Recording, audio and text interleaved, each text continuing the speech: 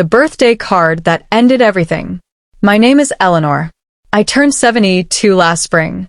For decades, I was the quiet pillar everyone leaned on, until the day they decided pillars were better removed. It was Father's Day weekend, but the celebration was for me. My son Robert insisted on hosting at his spacious suburban home. "Mom, you deserve this," he said on the phone, his voice warm for once. I believed him. I wore my navy blue suit, the one I'd bought for his law school graduation, and brought homemade apple pie, his childhood favorite, and gifts for my 3 grandchildren. When I arrived, the driveway was full of cars. Laughter spilled from the open windows. My heart lifted. Robert greeted me at the door with a quick hug. "Come in, Mom." Everyone's waiting. His wife, Sophia, smiled thinly from the kitchen. "Eleanor, so nice you could make it." The grandchildren rushed me with hugs, then darted away to play. I settled in the living room, surrounded by family photos, most without me in them lately. Robert clapped his hands. "Before we eat, we have something special for Mom." He handed me an oversized card, decorated with hand-drawn hearts by the kids. "Read it aloud, Mom. It's from all of us." I opened it, smiling. The front read, "To the best Mom and Grandma." I cleared my throat and began in a proud voice. "Roses are red, violets are blue. You're old and slow, and honestly, who wants you around? You're a drag on our time. Time to move on, find a home that's not mine." The words blurred. I reread them silently, hoping I'd misread.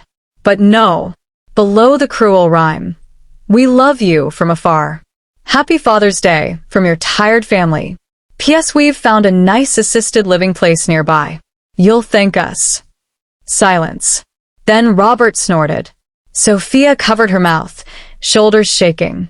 The grandchildren giggled uncertainly, mimicking the adults. "Mom," Robert said, wiping tears of laughter. "Your face. Classic. It's just a prank. Lighten up." My chest tightened. "A prank?" My voice cracked. "On Father's Day?"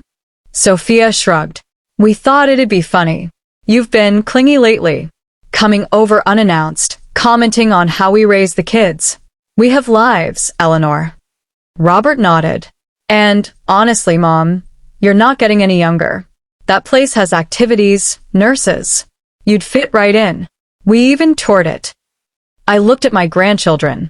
The oldest, 11-year-old Liam, stared at the floor. I stood slowly. I should go." Sophia waved casually. "Okay, we'll drop off the pie pan later."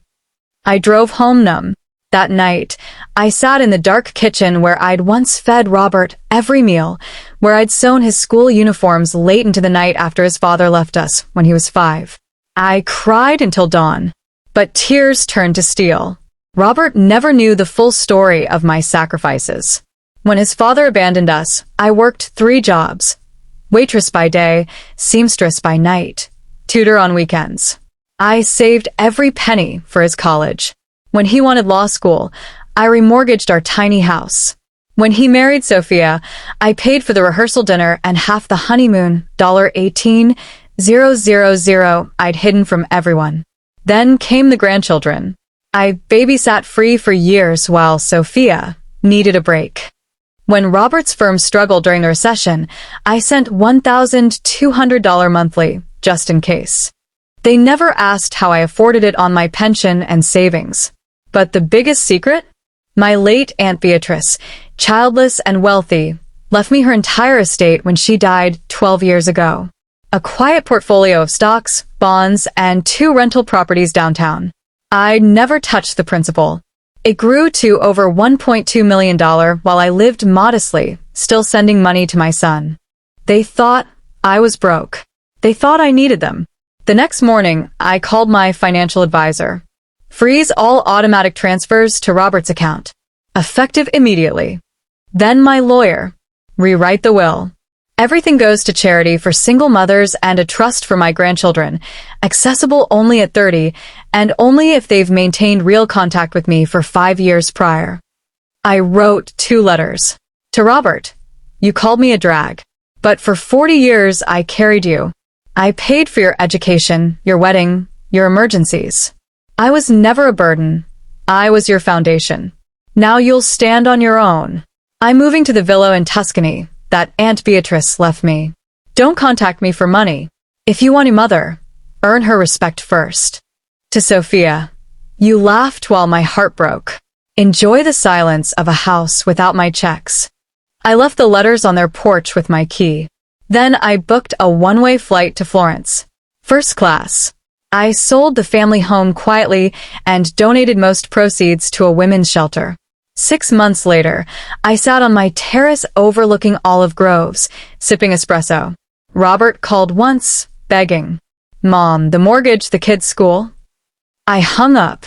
He tried again weeks later. Voicemail. "We miss you. Please." I deleted it. I wasn't lonely. I was free. And for the first time, truly celebrated.